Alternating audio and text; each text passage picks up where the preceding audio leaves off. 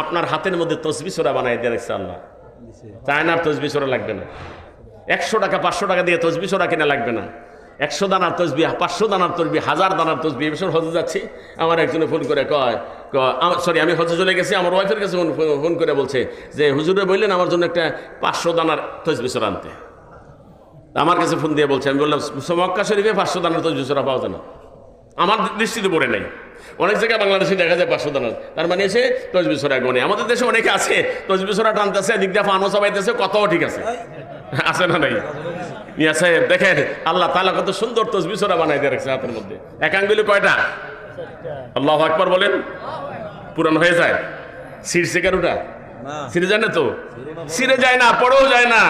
ওই সানার তসবিহ সূরা কিনেছেন, বাংলাদেশে তসবিহ সূরা কিনেছেন, কয়দিন পরে একটু টান পড়তে ছিঁড়ে গেছে, নাতি টান দিয়েছে, শেষ। মিয়া সাহেব আল্লাহ তাআলা তাসবিহ সূরা বানায় দিয়েছেন। এই তাসবিহের মধ্যে এক আঙ্গুলে 4টা, 5 আঙ্গুলে কয়টা? 20টা। 5 বার ঘুরান দিলে 100 হয়ে যায়। আল্লাহু আকবার বলেন। রাসূলুল্লাহ সাল্লাল্লাহু আলাইহি সাল্লাম বলেছেন, তুমি যদি গুনে গুনে 10 বার করে কুল হু আল্লাহ পড়তে থাকো, আল্লাহ পাক তোমার জন্য জান্নাতের ভিতরে একে একে প্রতি 10-এর বিনিময়ে একটা করে ইমারত বানায় দিবেন। এবার আপনাদের প্রশ্ন জাগতে পারে, হুজুর এত বড় বিল্ডিং, এত বিল্ডিং দিয়ে কি করব? এত বিল্ডিং এর কি প্রয়োজন আছে? কোনো প্রয়োজন তো নাই। আল্লাহর হাবিব বিশ্ব নবী বলেছেন, আপনি যখন জান্নাতে যাবেন আপনার জন্য খাদেম দিবে, আপনাকে যে খেদমত করবে, ওই খাদেম একটা নয়, দুইটা নয়, 100 নয়, 200 নয়, 1000 নয়, 2000 নয়, আপনার জন্য খাদেম থাকবে একেবারে নিম্নমানের জান্নাতি যিনি, ওই ব্যক্তির জন্য আল্লাহ রাব্বুল আলামিন আলফা সামানুনা খাদিমুন, 80,000 খাদেম দিবেন। আওয়াজ করে বলেন আল্লাহু আকবার। দুনিয়ার কোনো রাজা বাদশাহ আছে নাকি এত খাদেম? কোনো ধনী লোকের আছে নাকি? কোনো শিল্পপতির আছে নাকি? আপনি জান্নাতে যাবেন, আপনার মর্যাদা কত বেশি। আল্লাহ পাক আপনার জন্য 80,000 দিবেন শুধু খাদেম। বউ থাকবো কয়টা? বউ কমপক্ষে একেবারে নিম্নমানের জান্নাতি যিনি, তার জন্য বউ থাকবো 72 জন। সুবহানাল্লাহ বলেন। সুবহানাল্লাহ না বলেন নিকট নাউজুবিল্লাহ। কারণ ডরায় দেয় অনেকে, কারণ অমুকে 2টা বিয়ে করছে, বাইক থাকতে পারে না। এই বেটির কাছে গেলে থুয়া মারে, এই বেটির কাছে গেলেও থুয়া মারে, থাক দরকার নাই, বিল্ডিং চিনি আছে তারাই থাক। সায়াস্টলে আর বাজারের সময় বেশি কাটায়, এটা ঘুমানোর সময় লোক অহন একটু দুর্বল হয়ে যাইছে, আর বেশি কার্য করতো না, অহন যায় বাইক। কি বলেন মিয়া সাহেব? জান্নাতে কি এরকম হবে? কারণ কি জানেন? 2টা কারণ বলি শুধু। 1 নম্বরে দুনিয়াতে হিংসা আছে না নাই? আছে। জান্নাতে হিংসা আছে? জান্নাতে হিংসা থাকবে না, কারো মধ্যে হিংসা থাকবে না। বউ 72 জন, একজনের ভিতরে হিংসা নাই। আওয়াজ করে বলেন আল্লাহু আকবার। আর একটা সহজ কথা আছে, অভাবে স্বভাব নষ্ট। আপনি তো এই বউরে যা দিতে পারেন আরেক বউরে তা দিতে পারেন না, ঠিক কিনা কর না? সব বউরে সমান দিতে পারেন? সব বউরে সমান ভালোবাসাও দিতে পারেন না, সব বউরে সমান তাদের পাওনাও দিতে পারেন না। এজন্য কিছু বিবাদ লাগে কি লাগে না? মিয়া সাহেব জান্নাতের ভিতরে কি অভাব আসেনি? সেখানে কি অভাব পড়বো? কি কাউকে বেশি দিবেন আর কাউকে কম দিবেন আমার হবে? যত খুশি চাইবা তত খুশি দিতে পারবেন। আওয়াজ করবেন আল্লাহু আকবার।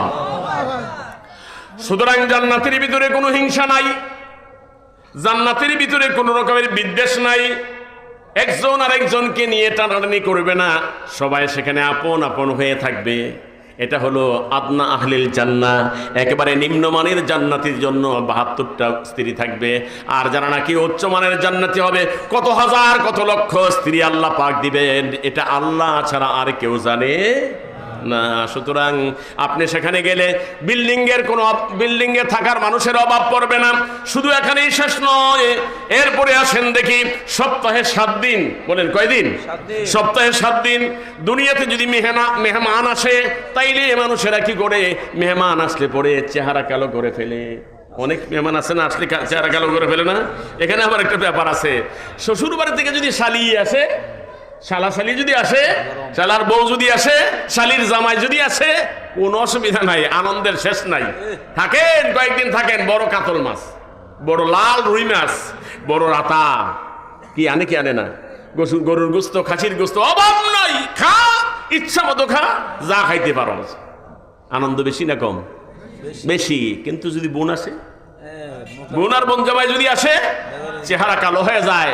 কয়েকদিন আগে না তুই বেড়াই গেলি, অথচ 3 বছর পর্যন্ত আসে না। 3 বছর পরে আসছে, কয়দিন আগে না বেড়ায় গেল, বউ ফিরে আশ্রয়, ওদিক দিয়ে পিসা আশ্রয়, ওদিক দিয়ে বাটি আশ্রয়, ওদিক দিয়ে থালা আশ্রয়, কথা কোন ঠিক কিনা? অথচ এই বোন তোমার কাছে সম্পদ পাওনা আছে না নাই? সম্পদ পাওনা আছে, বোনের অধিকার তোমার কাছে আছে। তোমার বাড়িতে বোন আসবে, তুমি তারকে আপ্যায়ন করবা, এটা আল্লাহর বিধান, কথা বলেন ঠিক কিনা? অথচ বোনের সম্পদও দাও না। আমাদের দেশে তো বোনের সম্পদই দেয় না, ভাইয়ের সম্পদ বন্টন করে নিয়ে যায়, বোনদের সম্পদ বন্টন করতে দেওয়া হয়। কথায় আছে যদি নিয়ে যায়, অংশ নেয়, তাহলে বলে ধ্বংস হয়ে যায়। কথা বলে না, অংশ নিলে ধ্বংস হয়ে যায়। অথচ এই অংশের বন্টন করে দিয়েছেন কে? আল্লাহ বন্টন করে দিয়েছে। হযরত মুসা আলাইহিস সালাম একদিন আল্লাহ তাআলাকে প্রশ্ন করলেন, আল্লাহ জিজ্ঞেস করলেন যে আল্লাহ তুমি খুশি হইলে কি দাও? আল্লাহ তাআলা উত্তর দিলেন, আমি যদি কোনো জায়গাতে কারোর প্রতি খুশি হই তাহলে আমি ওইখানে বৃষ্টি দিয়ে দেব। সুবহানাল্লাহ। তাহলে আল্লাহ বৃষ্টি কি আল্লাহর খুশি না গজব? খুশি। আল্লাহর খুশি, আল্লাহর নিয়ামত, আমি খুশি হলে বৃষ্টি দিই। এরপরে বললেন, আল্লাহ বুঝলাম, এর চাইতে যদি বেশি খুশি হও তাহলে কি দাও? কয় আমি কারো ঘরে মেয়ে সন্তান দাও। সুবহানাল্লাহ। আর আমরা মেয়ে সন্তান হলে চেহারা কালো করে ফেলি, বন্ধুর কাছে কয় না, আর কয় না, কয় না। মিষ্টি খাওয়াবে তার দূরের কথা, কয় না যে আমার ঘরে মেয়ে হয়েছে। এটা জাহিলিয়াতের কাজ, এটা আইয়ামে জাহিলিয়াতের কাজ। অথচ রাসূল বলেছেন তোমার ঘরে মেয়ে হলো, আল্লাহর রহমত নাসিল হলো। সুবহানাল্লাহ। এখানে অনেক কথা, সবগুলি বলা যাবে না, সামনে আমার আলোচনা রয়ে গেছে। 3 নম্বর, মুসা আলাইহিস সালাম আল্লাহকে বলছেন, আল্লাহ বুঝলাম তুমি খুশি হইলে বৃষ্টি দাও, আর একটু বেশি খুশি হইলে মেয়ে সন্তান দাও।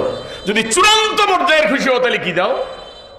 এবার আল্লাহ তাআলা বলছেন, যদি আমি চূড়ান্ত পর্যায়ে কারো প্রতি খুশি হই তাহলে তার বাড়িতে মেহমান পাঠায়। সুবহানাল্লাহ। এবার আপনারা বলেন, মেহমান কি রহমত না গজব? রহমত। জোরে জোরে আওয়াজ করে বলেন, রহমত না গজব? রহমত। আল্লাহু আকবার। আল্লাহু আকবার। আর একটা ছোট্ট হাদিস বলি দিই, ছোট্ট করে বলবো সংক্ষিপ্তভাবে। রাসূল করিম সাল্লাল্লাহু আলাইহি ওয়াসাল্লাম মসজিদে নববীতে, হাদিসটা বুখারীতে আছে, মসজিদে নববীতে আছেন, সাহাবায়ে কেরামরা এখানে আছেন। এমন সময় একজন মেহমান এসে বললেন, ইয়া রাসূলুল্লাহ আমি আপনার ঘরে মেহমান হতে চাই। সুবহানাল্লাহ। আপনার ঘরে মেহমান হতে চাই। রাসূলুল্লাহ সাল্লাল্লাহু আলাইহি ওয়াসাল্লাম খবর পাঠালেন ঘরের ভিতরে, আম্মা জান আয়েশা সিদ্দিকা রাদিয়াল্লাহু তাআলা আনহার ঘরে পাঠিয়ে দিলেন।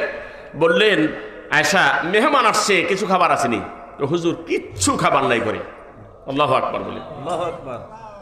হযরত উম্মে সালমা রাদিয়াল্লাহু তাআলা আনহার ঘরে পাঠিয়েছেন, একই উত্তর আসলো। এমনি ভাবে একে একে সকলের কাছে পাঠিয়েছেন। একজন স্ত্রীও, নবীজির স্ত্রীও বললেন না যে খাবার আছে। কেমন জিন্দেগি তারা করেছেন, তাদের ঘরে খাবার নাই। অথচ আমাদের ঘরে খাবার থাকলেও মানুষের চাইলে দিতে চাই না। নবীজির একজন স্ত্রীর ঘরেও খাবার নাই। এমন সময় আল্লাহর হাবিব ডাক দিয়ে বললেন, তোমাদের মধ্যে কে আছো আমার মেহমানকে নিতে পারো? কারণ ওই ব্যক্তি এসে বলছেন, আমি আপনার মেহমান হতে চাই। এবার নবীজি বললেন, কে আছো আমার মেহমানকে মেহমানদারি করাবা, এমন কে আছো? একজন সাহাবী দাঁড়িয়ে বললেন, ইয়া রাসূলুল্লাহ, ইয়া হাবিবাল্লাহ, আমি আপনার মেহমানকে নিয়ে যেতে চাই। নিয়ে গেলেন। রাতের বেলা স্ত্রীকে যেয়ে বলছে, স্ত্রী কি আছে ঘরে খাবারের? নবীজির মেহমান আনছি। আল্লাহু আকবার বলেন না। আমি নবীজির মেহমান আনছি, কি আছে ঘরে খাবারের? স্ত্রী বললেন, এমন একটা মাত্র রুটি আছে যে একজনই কোনো রকমে খাইতে পারবে। মাত্র একটা রুটি আছে, কোনো রকমে খাইতে পারবে। আল্লাহর নবী সাহাবী বললেন, সন্তানদেরকে ঘুম পাড়িয়ে দাও, রুটিটা তৈরি করে রেডি করে দাও, মেহমানের সাথে খাওয়া, এটাও একটা সুন্নত। মেহমানের সঙ্গে বসেছেন। আজকে তো বিদ্যুতের আলো আছে, ওই দিন বিদ্যুতের আলো ছিল না। ওই দিন ছিল এমন আলো, আমরাও তো দেখেছি, কুপির আলো ছিল, হারিকানের আলো ছিল, ছিল না? খাইতে বসছে। খাইতে বসার পরে চিন্তা করলো, রুটিটা তো মেহমানের একাই তো ঠিক মতো পেট ভরবে না, আমি খাইলে তো হবে না, আর বসাও তো প্রয়োজন। একসঙ্গে বসেছে। বসার পরে যখন খাওয়া শুরু হয়েছে, আস্তে করে কৌশল করে বাতিটা নিভিয়ে দিয়েছে। এখন খাওয়ার মতো আওয়াজ করছে, ভান করে আওয়াজ করছে, আর মেহমান খাইতেছে। খাওয়া শেষ হলো, সকাল হয়ে গেল। মেহমানকে নিয়ে নবীজির দরবারে গেছে। নবীজি দেখে হাসতেছেন, সুবহানাল্লাহ বলেন। সুবহানাল্লাহ। মেহমান এবং মেহমানকে যে মেহমানদারি করিয়েছেন, দুজনকে দেখে হাসতেছেন।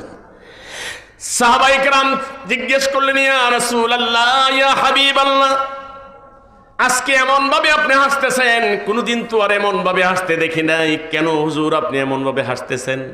কোনো কথাবার্তাও তো হলো না, কোনো বিষয়ের আলোচনাও তো হলো না, কেন আপনি ভাবে হাসতেছেন? আল্লাহর নবী বলেন, আরশ আজিম থেকে আমার আল্লাহ হেসেছেন, যার জন্য আমি নবীও হাসতেছি।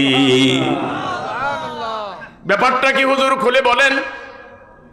আল্লাহর হাবিব বলতেছেন, ওই মেহমানকে নিয়ে যখন, যেই লোকটা আমার মেহমানকে নিয়েছেন, সে যখন খাইতে বসছিল, মেহমানের খানা কম হবে এজন্য যখন তিনি বাতি নিবাইয়া দিয়া মুখলার ছিলেন, তখন আরশ আজিম থেকে আল্লাহ রাব্বুল আলামিন এই দৃশ্যটা দেখে দেখে হাসতে শুরু করেছে।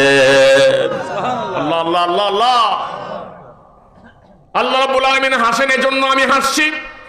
চিন্তা করে দেখেন মেহমানদের জন্য কিরকম আন্তরিক তারা ছিলেন, তারা আল্লাহর প্রিয় বান্দা কিভাবে হয়েছেন।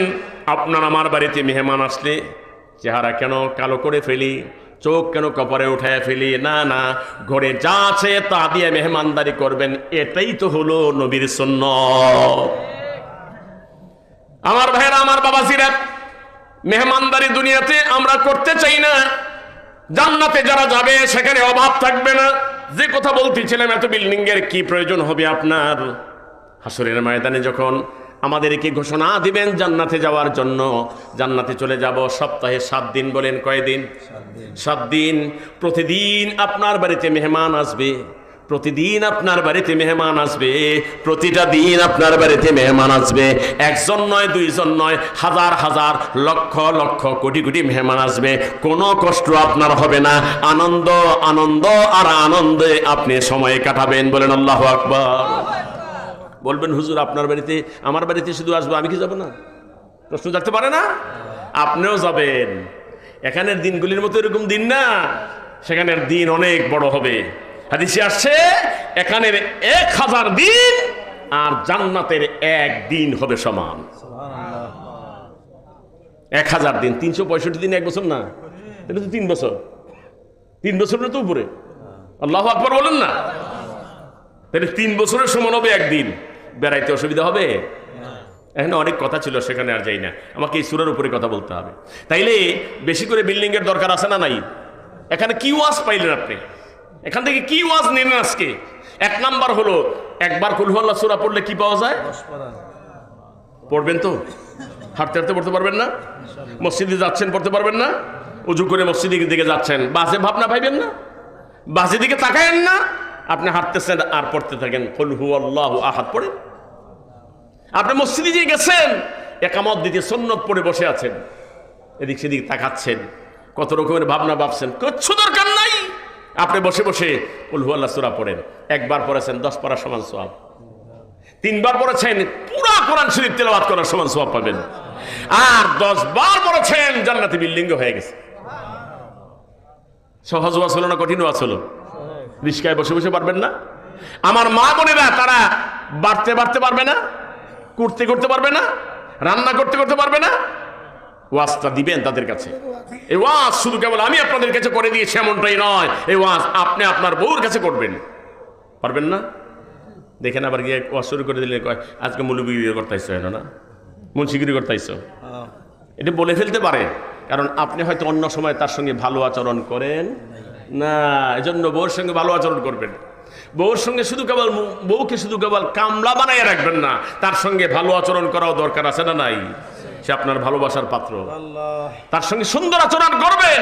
এজন্য রাসূল বলেছেন, বউয়ের দিকে একটা মায়ার দৃষ্টিতে তাকাও, তাকানোর সঙ্গে সঙ্গে তোমার চেহারা থেকে দিয়ে যত গুনাহ হয়েছে সবগুলি ঝরাইয়া ফেলাই দিবেন কে?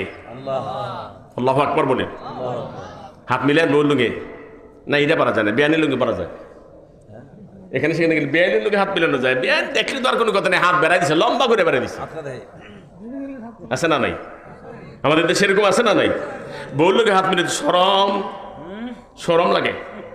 অথচ নবীজি কি বলেছেন শোনেন, আল্লাহর হাবিব বলেন, বউর সঙ্গে হাত মিলাইছো, হাতটা দিছো, দুইজনের হাত আলাদা হওয়ার আগে আগেই দুজনের হাত দ্বারা যত গুনাহ হয়েছে সবগুলি আল্লাহ মাফ করে দিবেন। আল্লাহু আকবার। কাজে লাগান না, ইসলাম বুঝেন না, একটু ইসলামী কাজে লাগান, হাতটা একটু বউর সঙ্গে লাগান, সওয়াব হবে। বউর দিকে একটু তাকান, সওয়াব হবে। বউর সঙ্গে একটু মায়ের কথা বলেন, সওয়াব হবে। বউকে একটু ভালোবাসা দেন, সওয়াব হবে। আল্লাহু আকবার বলেন। ইসলাম কত সুন্দর শান্তির ধর্ম। আসুন দেখি সূরাটার কিছু ফজিলত জানলাম, এবার আমরা সূরাটার কিছু আলোচনা শুনি। আমার সাথে সাথে আবার পড়েন, কুল হুয়াল্লাহু আহাদ আল্লাহুস সামাদ লাম ইয়ালিদ ওয়া লাম ইউলাদ ওয়া লাম ইয়াকুল লাহু কুফুয়ান আহাদ। আসুন এই সূরাটার এত দাম হলো কেন? আল্লাহর কোরআনের মধ্যে তিনটা বিষয় রয়েছে। কয়টা বলছি? তাওহীদ এক নাম্বার, রিসালাত দুই নাম্বার, আখিরাত তিন নাম্বার। বিষয় কয়টা? জোরে জোরে তিনটা বিষয়। এর মধ্যে এই সূরাটার মধ্যে তাওহীদের ব্যাপারে আলোচনা করা হয়েছে, একাত্মবাদের ব্যাপারে কথা বলা হয়েছে। সূরাটার নাম সূরা ইখলাস। কি বলছিলাম নামটা? ইখলাস। ইখলাস মানে কি? ইখলাস শব্দের একেবারে শুদ্ধ বাংলা অর্থ হলো নিখাদ। স্বর্ণের মধ্যে খাদ থাকে না? খাদরা কিন্তু স্বর্ণ না, খাদরা কিন্তু স্বর্ণ নয়। আপনি কিনতেন গেছেন, খাদের টাকা দিতে হবে। বেচতেন গেছেন, বাদ, এটা বাতিল। এটা খাদ। খাদ মানে অতিরিক্ত জিনিস, ভেজাল। খাদ মানে কি? ভেজাল। আল্লাহ রাব্বুল আলামিন এই সূরাটার নাম ইখলাস রেখেছেন। কোরআনের 114টা সূরার মধ্যে 112টা সূরা ওই সূরাটার ভেতর থেকে শব্দ দিয়ে নাম রাখা হয়েছে। কিন্তু দুইটা সূরা এমন আছে যেই সূরাগুলির নাম, যেই দুটা সূরার নাম, এটার ভিতরের কোনো শব্দ দিয়ে রাখা হয় নাই, বরং রাখা হয়েছে এই সূরার ভাবের উপরে, এই সূরার অর্থের উপরে, এই সূরার আলোচনাতে যা আছে ওই আলোচনাটার বিষয় নিয়ে সেখানে এটার নাম রাখা হয়েছে। এক নম্বরে হলো সূরাতুল ফাতিহা। আলহামদুলিল্লাহ সূরার ভিতরে কোথাও ফাতিহা নাই, আছে নাকি? ফাতিহা নাই, কিন্তু এটার নাম রাখলো কেন ফাতিহা? ফাতহুন শব্দের অর্থ খোলা, উন্মুক্ত করার পরে, খোলার পরেই সূরাটা পাওয়া যায়। কি কোরআন শরীফ খুললে কোন সূরা পান? প্রথম সূরা ফাতিহা পান। কষ্ট হচ্ছে? আওয়াজ আসছে না কেন? কষ্ট হচ্ছে নাকি? তো আওয়াজ দিন কেমন। দুই নম্বর হলো সূরাতুল ইখলাস। ইখলাস কি কুল হুয়াল্লাহ সূরার ভিতরে আছে না? নাই তো। এরপর ওইটার নাম ইখলাস কেন রেখেছে? ইখলাস মানে খালেস, পিওর, নির্ভেজাল, যার মধ্যে কোনো ভেজাল নাই। আমরা ঈমানদার, আমাদের সবচেয়ে বড় সম্পদ হলো ঈমান। কথা বলেন ঠিক কিনা? ঈমান আছে যার, সব আছে তার। ঈমান নাই, কিচ্ছু নাই। কথা বলেন ঠিক কিনা? ঈমান লাগবে। ঈমান আসে আবার ঈমান যায়। ঈমান অল্পতে চলে আসে, আবার অল্পতে চলে যায়। একটা কালমা পড়েছেন, বছরের পর বছর, যুগের পর যুগ, শত বছর পর্যন্ত বাজে পথে চলেছে, কুফরি করেছে, শিরিক করেছে, মন্দ পথে চলেছে, শুধু পড়েছে লা ইলাহা ইল্লাল্লাহ মুহাম্মাদুর রাসূলুল্লাহ। ইমানদার হয়ে গেছে, এক কাতার থেকে আরেক কাতারে চলে আসছে, আল্লাহর পথে চলে আসছে, আল্লাহর দ্বীনে চলে আসছে। জান্নাত তার জন্য অবধারিত হয়ে গিয়েছে। মান ক্বালা লা ইলাহা ইল্লাল্লাহ ফাদাখালাল জান্নাহ। লা ইলাহা ইল্লাল্লাহ পড়ল, জান্নাতে হয়ে গেল। আল্লাহু আকবার বলবেন না? ইসলাম বুঝাতে পারতেছি আমি, বুঝতেছেন আপনারা? ইসলামটা এত সুন্দর ধর্ম। এই ছোট্ট একটা কলমা পড়েছেন আপনি, মুসলমান হয়ে গেছেন। আবার একটা কথা বলার কারণে ইসলাম চলে যায়, ঈমান চলে যায়, মুসলমানিত্ব চলে যায়, কাফের হয়ে যায়। যেমন একটা কথা আমাদের দেশে ভাইরাল একটা কথা আছে, আমাদের একটা বড় দলের বড় নেতা বলেছেন, আমরা শরিয়া আইন মানি না। আমাদের সংবিধানে শরিয়া নাই তো? এমনি বলেছেন, আমাদের সংবিধানে কোথাও শরিয়া নাই তো? মুসলমান, একজন মুসলমান কি করে বলতে পারে যে আমরা শরিয়া আইন মানি না? তার ঈমান আছে? আওয়াজ করে বলেন, তার ঈমান আছে? যে বলে শরিয়া আইন মানি না, শরিয়া মানে কি? কোরআন কি শরিয়া না? কথা কয় না কা? শরিয়া আইন না মানা মানে কোরআন না মানা। শরিয়া আইন না মানা মানে রাসূলের সুন্নাহ না মানা, আল্লাহ না মানা, রাসূল না মানা। কথা বলেন ঠিক কিনা? আপনি বিয়ে করেছেন কি দিয়া? শরিয়া না শরিয়ার বাইরে? শরিয়া তো করেন না। আপনি নামাজ পড়েন কি দিয়ে? এই যে নেশার নামাজ পড়ে আসলেন, কি দিয়ে পড়ছেন? শরিয়া দিয়া না? তো আপনি যদি শরিয়া না মানেন তাহলে নামাজ কই? আপনি যাকাত দেন কি দিয়ে? সরিয়ে দিয়ে না। আপনি হজ করেন কি দিয়ে? সরিয়ে দিয়ে না। আপনি ওয়াজ শুনতেছেন, ওয়াজ করতেছেন কি দিয়ে? করে সরিয়ে দিয়ে না। আপনি পর্দা করতেছেন সরিয়ে দিয়ে। আপনার বাচ্চা হয়েছে সরিয়ে দিয়ে। আল্লাহু আকবার বলেন। এখানে সরিয়েই মানবেন না, ইমান আছে? মিয়া সাহেব ছোট্ট একটা কথা, ইমান শেষ। ছোট্ট একটা কথা, ইমান শেষ। সুতরাং মনে রাখতে হবে, শরিয়ার ব্যাপারে আজে বাজে কথা বলা যাবে না, ইসলামের ব্যাপারে আজে বাজে কথা বলা যাবে না। আল্লাহ তাআলা বলে দিয়েছেন এই সূরার মধ্যে, আল্লাহ তাআলার তাওহীদের ব্যাপারে কথা হয়েছে, একাত্মবাদের ব্যাপারে কথা বলা হয়েছে। আল্লাহ যে এক, আল্লাহ যে নির্ভেজাল, আল্লাহ যে সকল ক্ষমতার মালিক, এই কথাটা এই সূরা দ্বারা আমাদেরকে বোঝানো হয়েছে। এই সূরাটা যে বুঝবে, এটার উপরে যারা আমল করবে, তার ঈমান হয়ে যাবে নিট এন্ড ক্লিন, একেবারে নিখাত, ভেজাল মুক্ত, নির্ভেজাল। আল্লাহু আকবার বলে। যেহেতু কোরআনের 3টা বিষয় রয়েছে, এর মধ্যে 1 নাম্বার বিষয়টা হলো তাওহীদ, উলুহিয়াতের বিষয়। আর এই সূরাটার 4টা মাত্র আয়াত, এই 4টা আয়াত এই তাওহীদের ব্যাপারে। এজন্য আল্লাহ রাব্বুল আলামিনের হাবিব জানিয়ে দিয়েছেন, এই সূরাটা পড়লে কোরআন শরীফের 1/3 তিলাওয়াত করার সমান সওয়াব পাওয়া যাবে। এই কারণেই আসুন আল্লাহ রাব্বুল আলামিন কি বলছেন, সবাই পড়েন। কুল হুয়াল্লাহু আহাদ আল্লাহুস সামাদ লাম ইয়ালিদ ওয়া লাম ইউলাদ ওয়া লাম ইয়াকুল লাহু কুফুয়ান আহাদ। বলো আল্লাহ এক। কুল হুয়াল্লাহু আহাদ, বলো আল্লাহ এক। একক, আল্লাহ একক, তার আগেও কেউ নাই, তার পরেও কেউ নাই। ওই যে কাফির মুশরিকরা প্রশ্ন করেছিল, মনে আসেনি? প্রথম শানে নুজুলের ভিতরে বলছিলাম, মক্কার কুরেশ এসে প্রশ্ন করেছিল, তোমার আল্লাহর বংশ পরিচয় দাও, আব্বার নাম বলো, দাদার নাম বলো, বড় আব্বার নাম বলো, কে কে তারা ছিল তাদের পরিচয়টা দিয়ে দাও। আল্লাহর হাবিবকে দিয়ে আল্লাহ রাব্বুল আলামিন এই সূরার মাধ্যমে পরিচয় দিয়ে দিলেন। আল্লাহর আব্বা নাই, দাদা নাই, বড় আব্বা নাই, কেউ নাই। কুল হুয়াল্লাহু আহাদ, তিনি একক, তিনি একক, তার আগেও কেউ নাই, তার পরেও কেউ নাই। তিনি বেনিয়াস, তিনি বেনিয়াস, তিনি শরীক মুক্ত। এজন্য আমরা আল্লাহ রাব্বুল আলামিনের এই তাওহীদের ঘোষণা দিতে যে ছোট্ট সময় মক্তবে যে তো পড়েছি, একটা কালমা পড়েছি, শাহাদাতের কালমা। পড়েন সবাই, পারেন সবাই। আশহাদু আল্লা ইলাহা ইল্লাল্লাহু ওয়াহদাহু লা শারীকা লাহু ওয়া আশহাদু আন্না মুহাম্মাদান আবদুহু ওয়া রাসূলুহু। I witness there is no God except Allah. He is only one.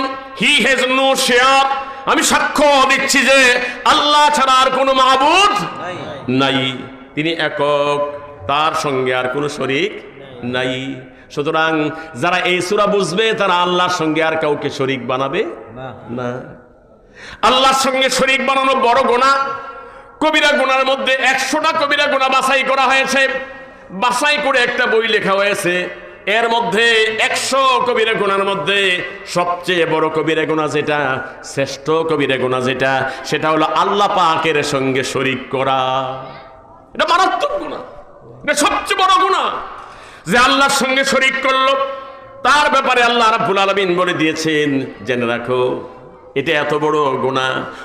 তোমার জীবনের যত গুনাহ আছে আমি যদি ইচ্ছে করি সব গুনাহ মাফ করে দিতে পারি, কিন্তু শিরকের গুনাহ এত বড় গুনাহ, এত মারাত্মক গুনাহ। আল্লাহ রাব্বুল আলামিন বলেন, ইন্নাল্লাহা লা ইয়াগফিরু আন ইউশরাকা বিহি ওয়া ইয়াগফিরু মা দুনা যালিকা লিমান ইয়াশা। আল্লাহ রাব্বুল আলামিন বলছেন, নিশ্চয়ই আমি আল্লাহ রাব্বুল আলামিন যাকে খুশি, নামাজ কিছু ছুটেছে মাফ করে দেব, রোজা কিছু ছুটে যায় না মাঝে মাঝে, ছুটেছে মাফ করে দেব, তোমার যাকাত দিতে কিছু ভুল হয়েছে মাফ করে দেব, কিন্তু বান্দারে, ও বান্দা, আমি আল্লাহর সব কিছু ব্যবহার করলাম, আমার সব কিছু খাইলা, আমার সব কিছু দিয়া দুনিয়াতে চললা, আমার সূর্যের আলো নিচ্ছ, তাপ নিচ্ছ, আমার রাতে তুমি ঘুমাইছো, আমার দিনের আলো দিয়ে তুমি দুনিয়াতে চলছ, আমার দেওয়া হাত দিয়ে চলছ, আমার দেওয়া পা দিয়ে চলছ, আমার দেওয়া চোখ দিয়ে দেখছো, আমার দেওয়া কান দিয়া শুনছো, আমার দেওয়া মুখ দিয়া খাইছো, আমার দেওয়া জিহ্বা দিয়ে তুমি স্বাদ গ্রহণ করেছো। এক কথায় যা আছে সবগুলি আমার ব্যবহার করছো। কথা বলেন ঠিক কিনা? নাকি খাজা বাবার ব্যবহার করলেন, ল্যাংটা বাবার ব্যবহার করছেন নাকি, পীর বাবার ব্যবহার করছেন নাকি? না, কারো তো ব্যবহার করেন না, এই সবগুলি ব্যবহার করেছেন কার? আল্লাহ বলেন, আমার সবকিছু পাইয়া জমিন থেকে আমি ফসল ফলাইয়া তোমারে খাওয়াইলাম, আমি তোমার জন্য শাকসবজি তৈরি করে দিলাম, এগুলি খাওয়াইলাম, গাছ থেকে আমি ফল খাওয়াইলাম, নদী নালা পুষ্করণী থেকে আমি আল্লাহ তোমাদেরকে মাছ খাওয়াইলাম, সব কিছু আমি তোমাদেরকে খাওয়াইছি, আমি সব কিছু তোমাকে খাওয়াইছি।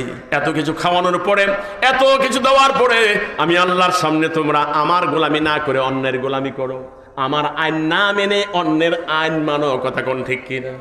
মানতেছি না। এখন কি আমাদের দেশে আল্লাহর আইন চলে নাকি? এই পর্যন্ত স্বাধীনতার পরে 54 বছর চলতেছে, এই 54 বছরে কি আল্লাহর আইন চলছে নাকি? কেন মানুষের আইন না? এটা কি? এটাও তো একটা শিরক। আপনি কি বলছিলেন? ইয়্যাকা না'বুদু ওয়া ইয়্যাকা নাস্তাঈন।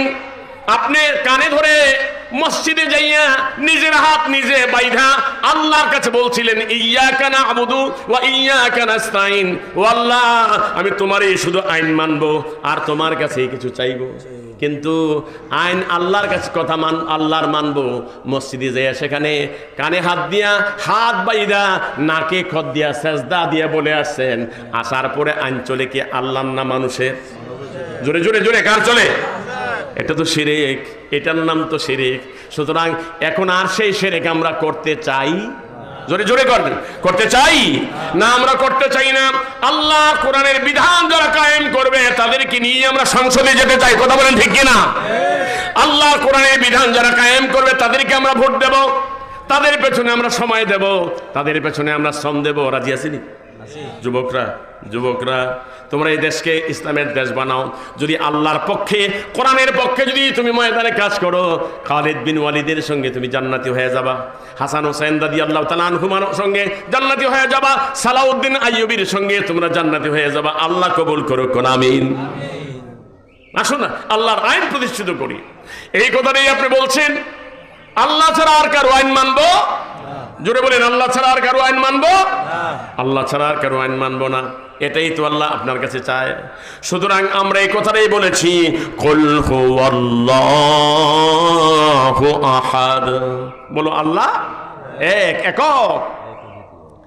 আল্লাহুস সামাদ, তিনি অভাব মুক্ত, তিনি এমন আল্লাহ যার কাছে চাইলেই পাওয়া যায়। আস-সামাদ এমন একটা শব্দ, যে শব্দটা অন্য কারোর জন্য ব্যবহার হয় না। আব্দুস সামাদ ব্যবহার হয়। আপনি সামাদ রাখেন না আপনাদের দেশে নাম, তা সামাদ বলা যাবে না, বলতে হবে কি? আব্দুস সামাদ। আব্দুস সামাদ বলবেন সামাদের গোলাম, সামাদের গোলাম। সামাদ একজন, তার নাম কি? আল্লাহ। আরো জোরে বলেন, কি নাম? আল্লাহ। যিনি অভাব মুক্ত। আপনাদের মধ্যে কেউ অভাব মুক্ত আছেন? জিজ্ঞেস করছিলেন ওই সময়, বলছেন আছেন নাকি? দুনিয়াতে আছে। যত বড় ধনী হোক না কেন, পৃথিবীর যত শ্রেষ্ঠ ধনী হোক না কেন, তার অভাব আছে না নাই? আছে, অভাব আছে। ধনী হলেও অভাব আছে, কিন্তু আল্লাহ তাআলার অভাব নাই। এজন্য একটু আগে বলছিলাম না আয়াতের অংশটা, ওয়াল্লাহু গানিয়্যুন ওয়া আনতুমুল ফুকারা। আল্লাহ বলছেন আমি ধনী, তোমরা ফকির, আমার কাছে তোমাকে চাইতেই হবে, আমার কাছে তোমাকে যাইতেই হবে। কথা বলেন ঠিক কিনা? সুতরাং আল্লাহ রাব্বুল আলামিন ধনী। আপনার কাছে একবার চাইলে আপনি দেন, দ্বিতীয়বার চাইলে দিতে যায় একটু ইতস্ত করেন, তৃতীয়বার চাইলে আপনি ধমকি দেন। কত কয় না কেন? তৃতীয়বার চাইলে কি করেন? ধমকি দিয়ে দেন। আপনি দিতে পারবেন না বলে তাড়িয়ে দেন। কিন্তু আল্লাহ রাব্বুল আলামিন কেমন আল্লাহ, তিনি বলছেন আমার কাছে চাও, যতবার চাইবা ততই দেব। ওয়ালাদাইনা মাজিদ। এজন্য রাসূল পাক সাল্লাল্লাহু আলাইহি সাল্লাম দোয়া করার সময় আল্লাহ রাব্বুল আলামিন শিখাইয়া দিয়েছেন, আল্লাহর নবী শিখাইয়া দিয়েছেন, আল্লাহুম্মা জিদনা ওয়ালা তানকুসনা। আল্লাহ আমারে বেশি দিও, কম দিও না। সুবহানাল্লাহ বলেন না। নবীজি শিখাই দিয়েছেন উম্মতরা, দোয়া করার সময় কার্পণ্য করবে না। আমরা তো অনেক সময় মনে করি বেশি চাইলে মনে আল্লাহ দিত না। ইয়া সাহেব, চাইবেন আল্লাহর কাছে বেশি। আল্লাহ মাসিদনা ওয়ালা তানকুসনা, হে আল্লাহ তুমি আমাদেরকে বেশি দাও, কম দিও না। সুবহানাল্লাহ কয়। তাহলে আল্লাহর কাছে চাইবেন কি বেশি চাইবেন না কম চাইবেন? আমরা চাই কি জানেন? দোয়া করতেও ভালো করে জানি না। দোয়া করার সময় কি দোয়া করবো সেটাও বুঝি না। দোয়া করি, হুজুরের কাছে দোয়া চাই, 50 টাকা 100 টাকা 500 টাকা হাদিয়া দিয়ে, হুজুর দোয়া করে ছেলেটার জন্য বিদেশ যেতে পারে, এই জন্য কামলাগিরি করতে পারে। কি করবো? কাম করবো। কিন্তু এই দোয়া করতে পারেন না, আল্লাহ হুজুর দোয়া করেন আমার ছেলের জন্য বড় আলেম হয়, আমার ছেলের জন্য মুহাদ্দিস হয়, আমার ছেলের জন্য মুফাসসির হয়, আমার ছেলের জন্য নেতা হয়, আমার ছেলের জন্য ইসলাম কায়েম করে ইসলামী নেতা হয়, আমার ছেলের জন্য এমপি হয়, মন্ত্রী হয়, এই জন্য প্রেসিডেন্ট হয়। এই দোয়া কি চাইছে? ছেলের জন্য কইছেন বলল আল্লাহ হুজুর দোয়া করেন আমার ছেলের জন্য এমপি হয়? না না, এটা কইবেন কি থেকে? আমার ছেলের জন্য মন্ত্রী হয় কইছেন না, এই দোয়া করবেন কি লিখা? এটা বুঝি নাই আমরা মনে করি যে এত বড় দোয়া হ্যাঁ আমার জন্য হবে না, এই দোয়া আমার জন্য কবুল হবে না।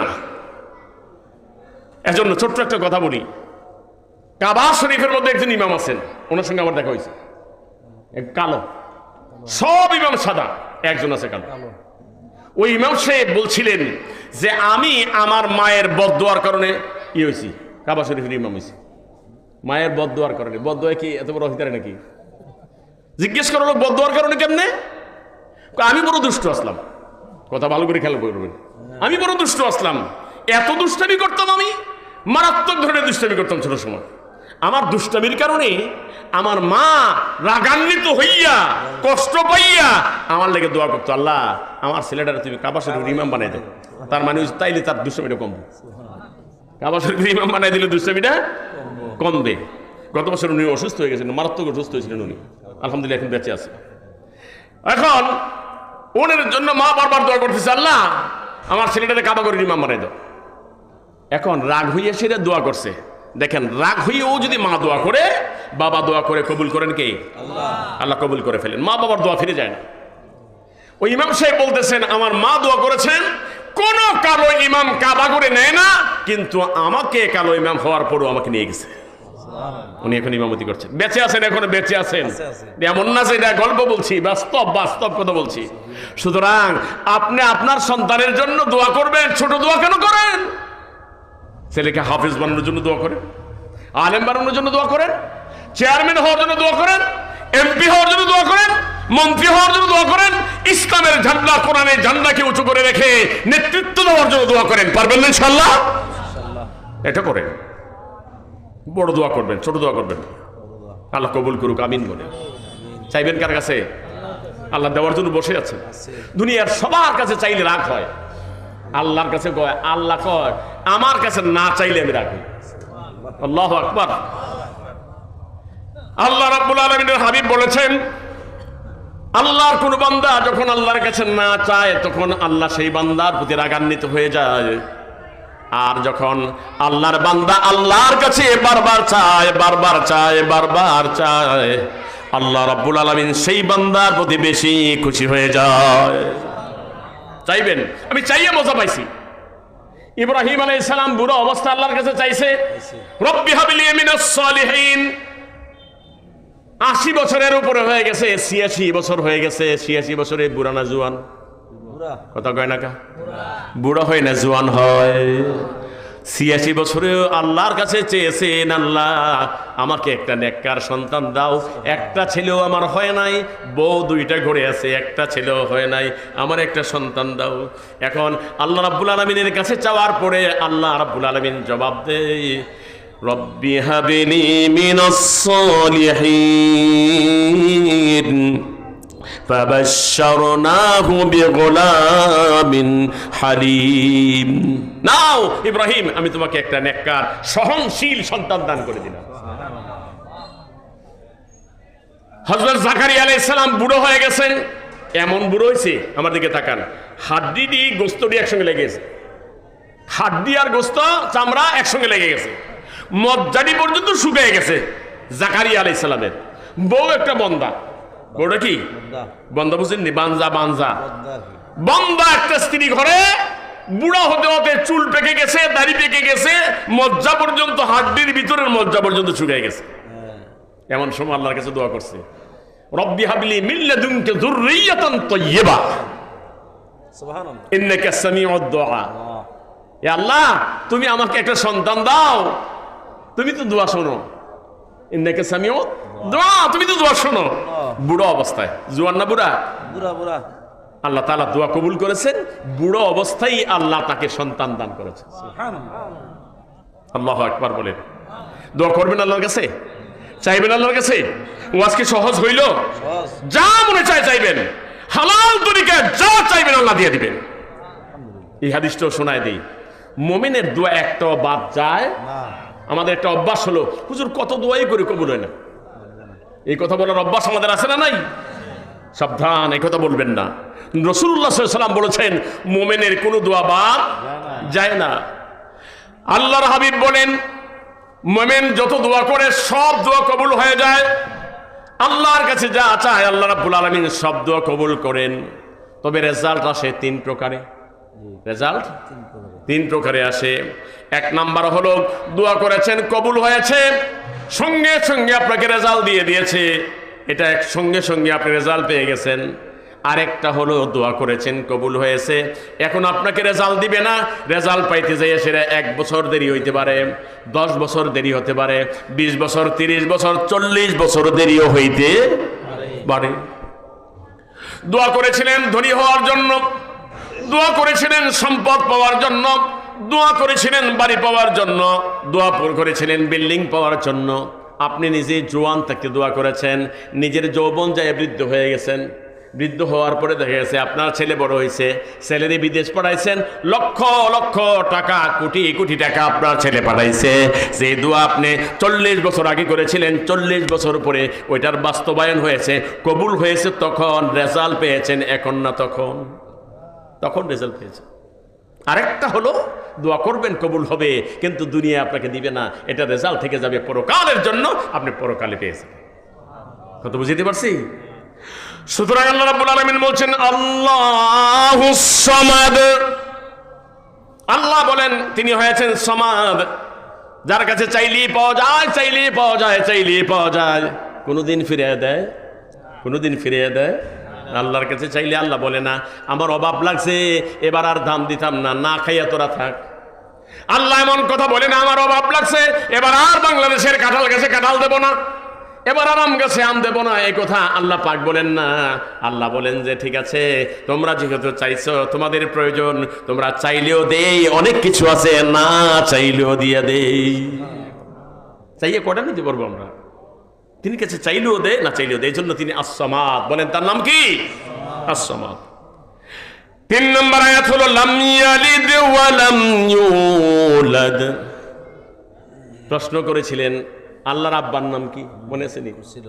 প্রশ্ন করেছিলেন আল্লাহর দাদার নাম কি, আল্লাহ কোন বংশের, জানতে চেয়েছিল। আল্লাহ পাক জানায় দিয়েছেন, লাম ইয়ালিদ ওয়া লাম ইউলাদ। তিনি কারো থেকে জন্ম নেন নাই, তিনি আব্বা নাই, তিনি দাদা নাই, তিনি বড় আব্বা নাই, তিনি কোনো বংশ নাই, এবং তিনি কাউকে জন্ম দেন নাই, তারপরেও কেউ নাই, তারপরেও কেউ নাই। মিয়া সাহেব, খ্রিস্টানেরা বলেন আল্লাহ রাব্বুল আলামিনের বউ আছে, আল্লাহর ছেলে আছে। ওয়াকালাতিন নাসারাল মাসীহু ইবনুল্লাহ। খ্রিস্টানেরা বলে হযরত ঈসা আলাইহিস সালাম আল্লাহর ছেলে, আর মারিয়াম আলাইহিস সালাম হলো আল্লাহর বউ। জোরে কোন নাউজুবিল্লাহ। ইন্নাল্লাহ সালিসু ওয়া সালাসা। 3 আল্লাহর মধ্যে এক আল্লাহ হইছে আল্লাহ, আরেক আল্লাহ ঈসা আলাইহিস সালাম, আরেক আল্লাহ মারিয়াম আলাইহিস সালাম। জোরে আওয়াজ করে বলেন নাউজুবিল্লাহ। আল্লাহর বউ আছে? আল্লাহর সন্তান আছে? আল্লাহ জন্ম দেন? এই কথা দিয়ে বুঝাই দিল মুসলমান, তোমাদের ঈমান খ্রিস্টানদের মতো হবে না। ইহুদিরা বলে, ওয়াকালাতিল ইয়াহুদু উযাইরুন ইবনুল্লাহ। ইহুদিরা বলে আল্লাহ রাব্বুল আলামিনের ছেলে হলো উযাইর আলাইহিস সালাম। উযাইর আলাইহিস সালামকে আল্লাহ জন্ম দিয়েছেন। নাউজুবিল্লাহ বলেন। আল্লাহর ছেলে উযাইর আলাইহিস সালাম। আল্লাহ রাব্বুল আলামিন এই সূরা দিয়ে মুসলমানদেরকে বলে দিয়েছেন, তোমরা খ্রিস্টানদের মতো বলবে না, ইহুদিদের মতো বলবে না, তোমরা বলবে লাম ইয়ালিদ ওয়া লাম ইউলাদ। পড়েন সবাই, লাম ইয়ালিদ ওয়া লাম ইউলাদ। বলো, আল্লাহ তিনি কারো থেকে জন্ম নেন নাই, তিনি কাউকে জন্ম দেন নাই। তিনি আগেও ছিলেন এক আল্লাহ, পরও থাকবেন এক আল্লাহ। ওয়াল আউয়ালু ওয়াল আখিরু ওয়াস যাহিরু ওয়াল বাতিন। তিনি আগেও এক, তিনি পরেও থাকবেন এক। তিনি প্রকাশ্য, তিনি গোপন, তিনি একক আল্লাহ, তিনি একক আল্লাহ। তিনি জন্ম দেওয়া থেকে, জন্ম নেওয়া থেকে বেনিয়াজ, তিনি পবিত্র, মহাপবিত্র। সুবহানাহু, তিনি পবিত্র, তিনি পবিত্র সত্তা। সুতরাং আল্লাহর সঙ্গে আর কাউকে শরীক বানানো যাবে না। ইমানকে পরিষ্কার করতে হবে, ইমানকে নিট এন্ড ক্লিন করতে হবে, ইমানকে নিখাত করতে হবে। এই সূরা দিয়ে ইমানকে পরিষ্কার করে। আলহামদুলিল্লাহ বলে, বুঝে আসতেছে কথা? বুঝে আসতেছে? সুতরাং এই সূরা এমন একটা সূরা, যে সূরা কাপড়কে যেভাবে সাবান সোডায় পরিষ্কার করে দেয়, ব্লিচিং পাউডার দিলে যেমন দাগ পরিষ্কার হয়ে যায়, ঠিক কুল হু আল্লাহ সূরা মানুষের ইমান কিভাবে পরিষ্কার করে দেয়। আল্লাহ কবুল করুক, আমিন বলে। সুতরাং তার সঙ্গে একথা বলা যাবে না তিনি কারো থেকে জন্ম নিয়েছেন, তিনি কারোরে জন্ম দিয়েছেন, এমন কিছু বলা যাবে না। ওয়ালাম ইয়াকুল লাহু কুফুয়ান আহাদ। শেষ আয়াত আল্লাহ কি বলেছেন? ওয়ালাম ইয়াকুল লাহু কুফুয়ান আহাদ। বলেন আপনারা, মেম্বারের মতো মেম্বার আছে না নাই? কথা কয় নাকি? মেম্বারের মতো মেম্বার আছে না নাই? চেয়ারম্যানের মতো চেয়ারম্যান, এমপির মতো এমপি, মন্ত্রীর মতো মন্ত্রী, প্রেসিডেন্টের মতো প্রেসিডেন্ট আছে না নাই? ধনীর মতো ধনী আছে কিনা? আছে তো। সুন্দরের মতো সুন্দর আছে। সবগুলির একটার সঙ্গে একটা তুলনা করা যায়। কিন্তু আল্লাহ কি বলেছেন? আল্লাহ এমন আল্লাহ যার সঙ্গে কোনো তুলনা করা যায়। লাইসা কামিসলিহি শাইউন। আল্লাহু আকবার বলেন। লাইসা কামিসলিহি শাইউন, তার সঙ্গে কোনো মেসাল চলে না, উদাহরণ চলে না। আল্লাহু আকবার বলেন। হাতির মতো হাতি আছে, বাঘের মতো বাঘ আছে, সিংহের মতো সিংহ আছে, বিল্ডিং এর মতো বিল্ডিং আছে। দুনিয়ার সবগুলি একটার সঙ্গে আরেকটা তুলনা দেওয়া যায়, কিন্তু আল্লাহ এমন যার সঙ্গে আর কোনো তুলনা দেওয়া যায় না। তিনি এমন আল্লাহ, তিনি একক আল্লাহ, তার সঙ্গে কোনো তুলনা নাই, তার সমান হতে পারে এমন কেউ নাই। এজন্য আল্লাহ রাব্বুল আলামিন বলে দিয়েছেন, আসমানে যাও আমার মতো আল্লাহ নাই, জমিনে যাও আমার মতো আল্লাহ নাই। আল্লাহ বলেন, ইন্নাল্লাহা আলা কুল্লি শাইইন কাদির। সকল ক্ষমতার মালিক কে? আওয়াজ করে বলেন, সকল ক্ষমতার মালিক কে? আল্লাহ। সুতরাং এই কুল হু আল্লাহ সূরা থেকে আমরা কি বুঝতে পারলাম? এই ছোট্ট একটা সূরা, বুঝেছেন আপনারা? কি সূরার আলোচনা হয়েছে আজকে? আজকে কোন সূরার আলোচনা হয়েছে? সূরাতুল ইখলাস। এই সূরাতুল ইখলাস থেকে আমরা জানলাম এক নাম্বার মৌলিক কথাগুলি একটু জেনে নিই। এক নাম্বার কি জানলাম? একবার পড়লে কি পাওয়া যায়? 10 পারা কোরআন শরীফের সমান সওয়াব পাওয়া যায়। 3 বার পড়লে কি পাওয়া যায়? গোটা 30 পারা কোরআন শরীফ তেলাওয়াত করা সমান সওয়াব পাওয়া যায়। এরপরে 10 বার পড়লে কি পাওয়া যায়? জান্নাতে ইমারত পাওয়া যায়, বিল্ডিং পাওয়া যায়। আলহামদুলিল্লাহ বলেন।